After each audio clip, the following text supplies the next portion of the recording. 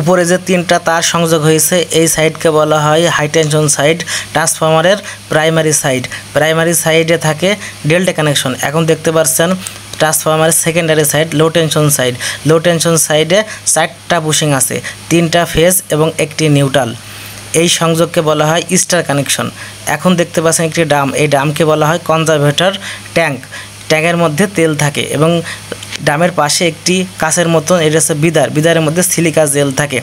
এখন দেখতে পাচ্ছেন ফাঁকা দুইটা মাঝখানে, এর নাম আছে রেডিয়েটর। ট্রান্সফরমার অয়েল ঠান্ডা এবং কোরকে ঠান্ডা করার জন্য ব্যবহার করা হয়। এবং এখন দেখতে পাচ্ছেন যে ট্রান্সফরমারের এইচটি বুশিংয়ের সাথে কিছু মাঝখানে ফাঁক আছে, এই ফাঁককে বলা হয় হরেন গ্যাপ 6 ইঞ্চি থাকে। স্যার জিজ্ঞেস করবে হরেন গ্যাপ কত ইঞ্চি থাকে, বলবেন 6 ইঞ্চি, বেশি পেঁচানোর দরকার নেই। এবং আরও দেখতে পাচ্ছেন যে ছোট অনেকগুলো কেবল, চিকন অনেকগুলো কেবল, যে এইদিকে হচ্ছে স্টার কানেকশন, অর্থাৎ লো টেনশন লাইন এই দিক থেকেই লোড কানেকশন হয়।